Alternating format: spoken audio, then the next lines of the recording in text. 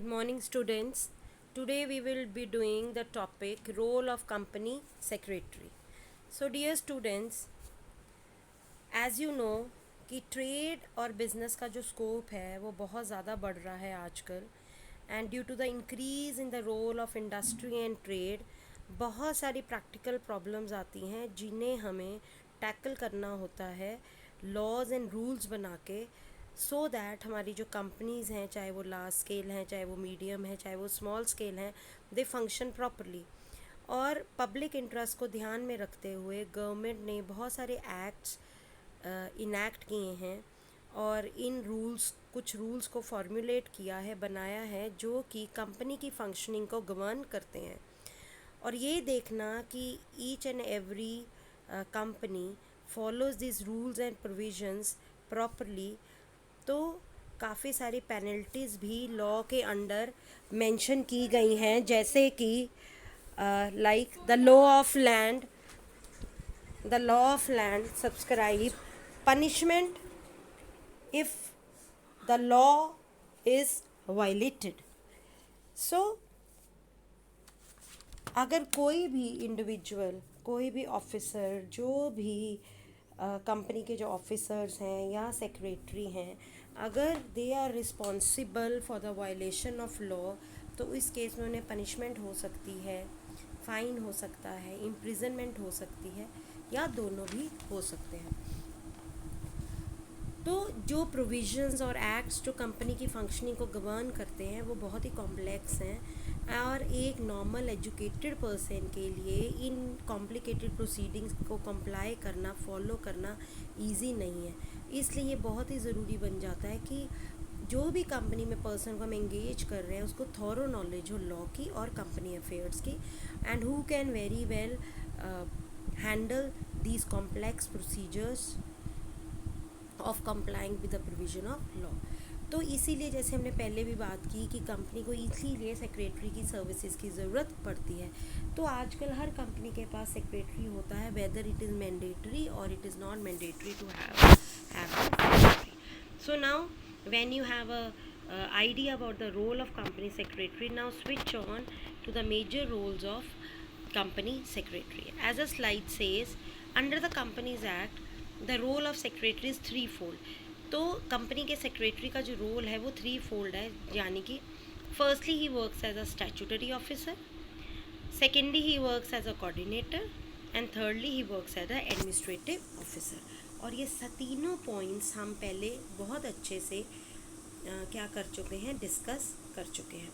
तो like if you talk about that he is a statutory officer, तो अगर हम सेक्शन 2 सब सेक्शन 59 की बात करें of Companies Act, then secretary is deemed to be an officer of the company and so he is liable along with the directors of the company for any of the defaults of the company. तो under section 21 of companies act भी जो secretary है उसको हम officer मानते हैं company का, जो कि कंपनी के डॉक्यूमेंट्स को साइन कर सकता है या और the proceedings of the company which require authentication. इसी तरह अगर हम बात करें लीगल पॉइंट ऑफ व्यू से, under roles of company secretary, जो कंपनी का सेक्रेटरी होता है he is a servant of the company because he is expected to do whatsoever is told to him by the board of directors. तो उसके पास ये right नहीं होता कि वो थर्ड पार्टी के साथ कॉन्ट्रैक्ट करे on the behalf of company और वो कंपनी को रिप्रेजेंट करे, बट अगर बोर्ड ऑफ डायरेक्टर्स उसे ये अथॉरिटी देते हैं तो ही कैन डू दैट। तो अगर उसको कोई राइट मिलते हैं, अथॉरिटी मिलते हैं, चाहे वो एक्सप्लिसिट है इम्प्लिसिट है, तो दैट मीन्स कि a secretary can work according to the instructions of the board of directors. तो इसी तरह हम ये बात कर सकते हैं कि जो सेक्रेटरी है वो एक मीडियम है बिटवीन द डिफरेंट डिपार्टमेंट्स और the officers of the company. तो अगर वो कंपनी के बोर्ड ऑफ डायरेक्टर्स के डिसीजंस को कम्युनिकेट करता है एम्प्लॉयज़ तक और एम्प्लॉयज़ के रिएक्शंस को कम्युनिकेट करता है to the board of director, तो इसी तरह वो एक लिंक है, कम्युनिकेशन लिंक है बिटवीन आपके between employees and board of directors तो है ही है, but in the same way he is a link between the outsiders and the directors also. तो एक्चुअली सेक्रेटरी ही है जो हम पहले भी डिस्कस कर चुके हैं, who is responsible for the implementation of the director decisions. तो उसका जो रोल है वो कंपनी की मैनेजमेंट के लिए बहुत ही ज़रूरी है और उसका कंट्रीब्यूशन भी क्या है, बहुत ही ज़्यादा ज़रूरी है। जैसे हमने पहले भी बात करी कि director is a brain of the company but this secretary is the eyes ears and hands of the company. तो ये कंपनी के लिए उसका इंपॉर्टेंट रोल ये है कि सेक्रेटरी बहुत ही इंपॉर्टेंट एसेट है और कंपनी की ग्रोथ के लिए बहुत ही इम्पॉर्टेंट है। इसी तरह अगर हम बात करें तो अगर हम बोले कंपनी सेक्रेटरी की रिस्पॉन्सिबिलिटीज़ के लिए, तो उसकी रिस्पॉन्सिबिलिटी सिर्फ कंपनी के लिए ही नहीं है but also two is share holders, depositors, creditors, employees, consumer, societies and government. तो हमने बहुत ही अच्छे से रोल को स्टडी कर लिया as a statutory officer which can be mention under section 2 subsection 59। Then as a coordinator में हम बात करें कैसे he act as a communication link between the employees and board of directors and the board of directors and the outsider. And as an administrative officer कि वो administration का काम भी संभालता है और अगर कोई फ्लॉ हो जाता है and then along with the directors he is also responsible for any flaw. So I hope this is clear with you, the role and the responsibilities of the CF. Now switching to the liabilities of a company secretary which is given on page number 65 of your book. तो बेटा जैसे हमने बात करा कि company secretary को बहुत सारे रोल्स परफॉर्म करने पड़ते हैं, तो अपनी ड्यूटीज़ को परफॉर्म करने के लिए the secretary of a company should be very careful and he should have all the knowledge about the acts. He should be very intelligent, he should be experienced so that वो हर circumstances में अच्छे से काम कर ले। अगर एक company secretary अपनी ड्यूटीज़ अच्छे से परफॉर्म करता है तो उसकी कोई लाइबिलिटी नहीं होती, बट इन केस अगर वो अपनी ड्यूटीज़ में कोई डिफ़ॉल्ट करता है, वो निग्लिजेंट है, वो he acts beyond the scope of his authority, then he is liable for his this duties. तो जब हम लाइबिलिटीज़ की बात करते हैं तो एक जो सेक्रेटरी की लाइबिलिटीज़ हैं, हिज लाइबिलिटीज़ बहुत सारे केसेस में अराइज होती है। जैसे कि पहले है लाइबिलिटी फॉर निग्लिजेंस। तो निग्लिजेंस का मतलब होता है केयरलेसनेस। अब देखो, every secretary is expected to perform his duty honestly, carefully, intelligently and impartially. In case if he knowingly misuse his position and he is careless, he is negligent and company को उसकी carelessness की वजह से कोई नुकसान होता है, then the secretary himself will be liable for such loss to the company. Second is liability for not sending documents to registrar. As हमने डिस्कस करा कि जो सेक्रेटरी है he is the officer of the company, so he has to file necessary documents with the registrar for time to time, जैसे कि statutory report, annual statement, अगर memorandum article में कोई कोई ऑल्ट्रेशन है तो इन सब डॉक्यूमेंट्स को प्रिस्क्राइब टाइम में, लिमिट में उसे सबमिट कराना होगा। अगर वो नहीं करता तो then personally he will be liable. Then liability for fraud. अगर सेक्रेटरी कोई फ्रॉड करता है या ब्रीच ऑफ कॉन्फिडेंस करता है, जैसे कि अगर वो कंपनी की कैपिटल को, मनी को मिसयूज़ करता है, वो डायरेक्टर्स के सिग्नेचर को फॉर्ज करता है, मतलब कि उनके नकली सिग्नेचर करता है, तो this is known as fraud and he will be responsible for such fraud. Then is liability for breach of trust. अब देखो, एक कंपनी और सेक्रेटरी के बीच में जो रिलेशनशिप होता है दैट इज़ ऑफ ट्रस्ट। तो अगर वो उसको काफ़ी सारे कंपनी के सीक्रेट्स को भी अपने पास रखना पड़ता है, तो अगर वो कंपनी की सीक्रेट इन्फॉर्मेशन को, कॉन्फिडेंशियल इन्फॉर्मेशन को अपने पर्सनल प्रॉफिट के लिए यूज़ करता है तो इसे हम बोलेंगे ब्रीच ऑफ ट्रस्ट। तो इसके लिए वो पर्सनली ही लाइबल होगा। तो अगर उसने ब्रीच ऑफ ट्रस्ट की वजह से कोई भी प्रॉफिट अर्न किया है तो ही shall return the profit to the company. Then is liability for ultra vires acts. तो देखो, जो हमारा सेक्रेटरी है, चाहे वो एक्सप्लिसिट अथॉरिटी है चाहे इम्प्लाइड अथॉरिटी है, वो उसको कंपनी के बोर्ड ऑफ डायरेक्टर्स के पास से मिलती है। दैट मीन्स जो कंपनी है is committed to be liable for all the acts of the secretary within the scope of his authority. That means अगर वो अपनी अथॉरिटी, जिन एक्ट्स की उसके पास अथॉरिटी है, अगर वो काम करता है और फिर कोई लॉस होता है, then company is committed. But अगर वो अपनी अथॉरिटी की लिमिट्स को क्रॉस करता है और कोई अल्ट्रा वायर एक्ट करता है तो उस केस में सेक्रेटरी पर्सनली ही लाइबल होगा to the third parties. Liability for act of self interest. अब देखो, जो सेक्रेटरी की पोजीशन है that is of a company representative. तो in this way that means he is liable for all acts. So this means that the company is liable for all acts of the secretary, जो हमने अभी discuss करा. But अगर जो secretary है वो कोई डिफ़ॉल्ट करता है अपने इंटरेस्ट के लिए, अपने फ़ायदे के लिए, तो वो कंपनी उसके लिए लाइबल नहीं होगी, सेक्रेटरी पर्सनली ही लाइबल होगा. Liability in case of registration of company in wrong name. As a name says, अगर एक कंपनी रजिस्टर होती है विद अ रॉन्ग नेम, या इस नाम से रजिस्टर होती है जो किसी और कंपनी का नाम है या उस कंपनी के नाम को रिजेंबल करता है क्लोजली, तो उस केस में कंपनी के नाम को चेंज करना पड़ेगा with in a specified period. तो सेक्शन 16 ऑफ कंपनीज एक्ट के अंदर अगर ये नाम चेंज ना किया जाए और ये डिफ़ॉल्ट कंटिन्यू रहे, तो कंपनी सेक्रेटरी को क्या होगा, पनिशेबल होगा with a fine which will not be less than 5,000 rupees, और ये 1,00,000 रुपये तक एक्सटेंड हो सकता है. तो इनके अलावा एक सेक्रेटरी के बाद बहुत सारी लाइबिलिटीज़ होती है जो सिर्फ कंपनीज एक्ट के अंदर मिलती हैं, जैसे कि सेक्शन 66 के under when the share capital of a company is reduced and if the secretary fails to disclose the name of any creditor of the company, company के शेयर कैपिटल रिड्यूस की गई और सेक्रेटरी कंपनी के creditor के नाम को नहीं बता पाया, डिस्क्लोज नहीं कर पाया, तो सेक्शन 447 के अंडर वो खुद ही क्या होगा, जिम्मेवार, खुद ही लाइबल होगा. इसी तरह सेक्शन 56 के अंडर अगर शेयर या डिवेंचर सर्टिफिकेट इशू नहीं होते within 2 months of allotment और within 1 month of transfer of share of debenture, तो उस केस में भी सेक्रेटरी क्या होगा, खुद लाइबल होगा, उसको पनिशमेंट हो सकती है और फाइन भी हो सकता है. सेक्शन 86 के अंदर अगर रेक्टिफिकेशन ऑफ चार्जेस से रिलेटेड कोई डिफ़ॉल्ट किया गया, तो इस केस में भी सेक्रेटरी क्या होगा, इम्प्रिजनमेंट हो सकती है उसे 6 months तक, या उसे फ़ाइन हो सकता है कम से कम 25,000 या मैक्सिमम 1,00,000. सेक्शन 92 के अंडर अगर एनुअल रिटर्न को फाइल करने में कोई डिफ़ॉल्ट होता है, तो उस केस में भी सेक्रेटरी रिस्पॉन्सिबल होगा, जिसमें उसको 6 months का इम्प्रिजनमेंट हो सकता है या मिनिमम 50,000 का फ़ाइन है, या जो कि 5,00,000 तक एक्सटेंड हो सकता है.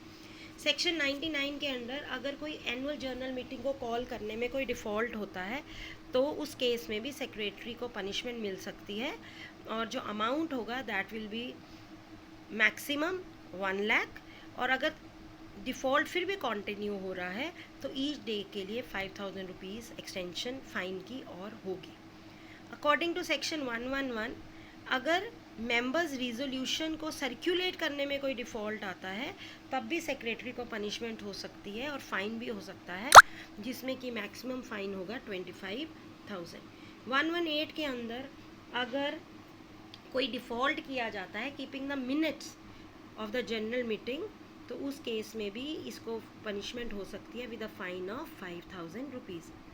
सेक्शन 129 के अंडर अगर सेक्रेटरी कंपनी के फाइनल अकाउंट और उसकी प्रॉफिट एंड लॉस अकाउंट की copy companies annual general meeting में प्रेजेंट नहीं करता, उसको फ़ाइन होगा और पनिशमेंट भी हो सकती है. फ़ाइन का अमाउंट 50,000 रुपीज़ मिनिमम होगा और मैक्सिमम 5,00,000, और जो उसको इम्प्रिजनमेंट होगी वो 1 year तक हो सकती है.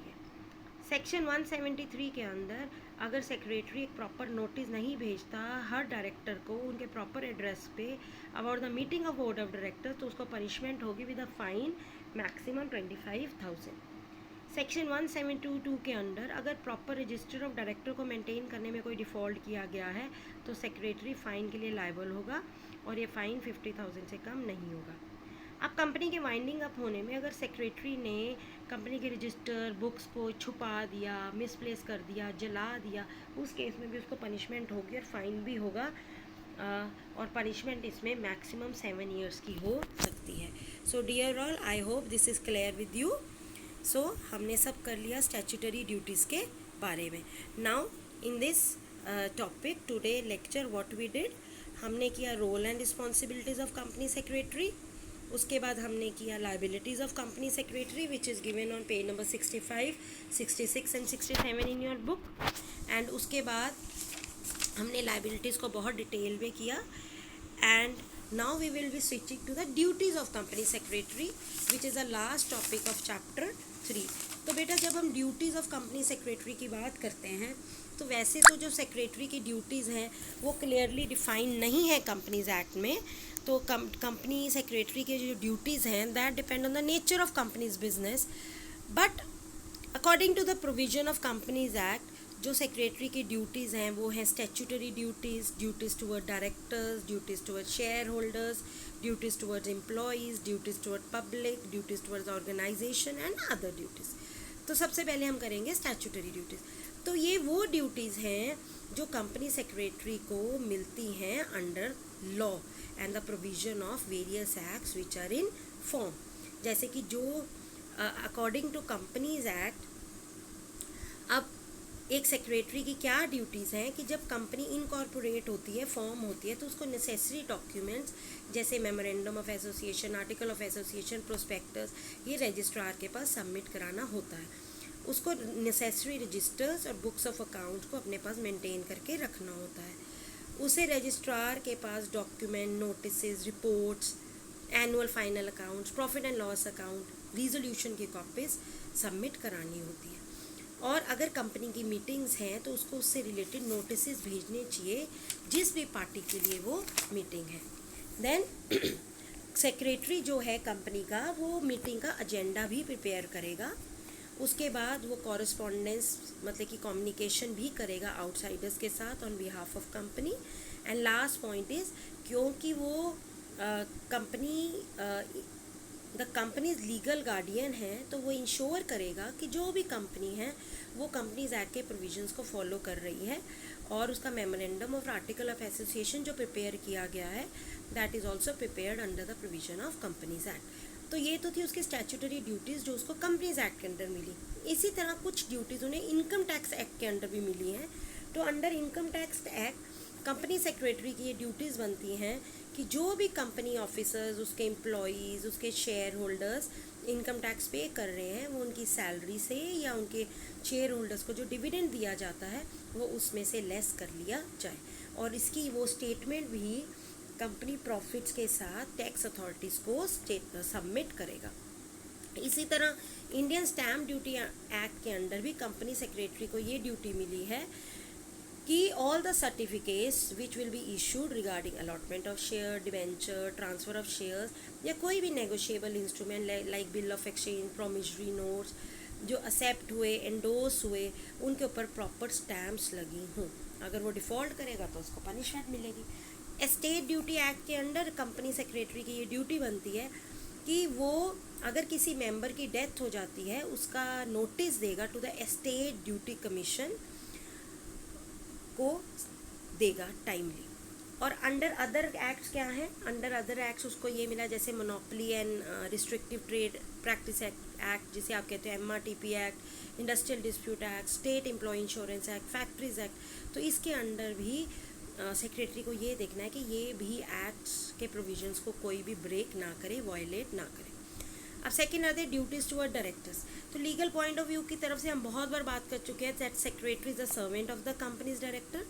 तो it is a duty of the secretary to work according to the directors instructions and within his authority. And if the secretary duty to notice to the directors of the date and agenda of the meeting, organize the meeting, make relevant suggestions or proposals to the directors for their consideration, keep records of the meeting and present the work schedules for approval।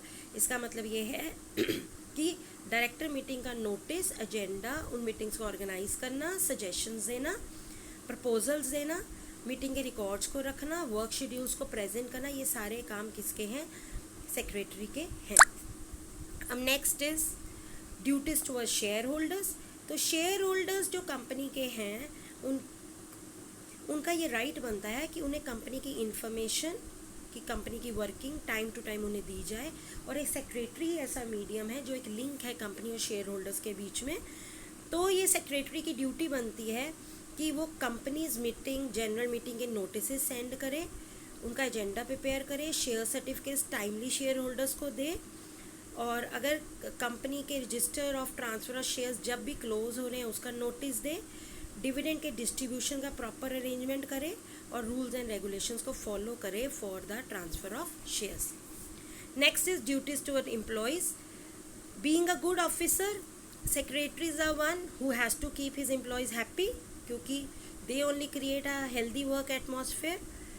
तो secretary एक principal officer है company का. Then he must work that a proper working environment is created in the organization. उसको ये देखना होगा कि उसके एम्प्लॉयज़ को जिस एरिया में इंटरेस्ट है उसी से रिलेटेड उन्हें काम दिया जाए and they are satisfied with the work atmosphere. Next है ड्यूटीज़ टू द ऑर्गेनाइजेशन. इसी तरह कंपनी सेक्रेटरी जो है वो कंपनी का चीफ ऑफिसर होता है. तो उसकी रिस्पॉन्सिबिलिटी है, उसको ये देखना है कि जो भी कंपनी ऑर्गेनाइजेशन फंक्शंस कर रही है that depends on the nature of the companies business. किस स्पीड से बिजनेस प्रोग्रेस कर रहा है, कंपनी के एरिया ऑफ एक्टिविटी क्या है. और सेक्रेटरी को इसके साथ वर्कलोड को भी डिस्ट्रीब्यूट करना होता है अमंग एम्प्लॉयज़, उन्हें सुपरवाइज भी करना होता है और उनकी एक्टिविटीज़ को कंट्रोल भी करना है.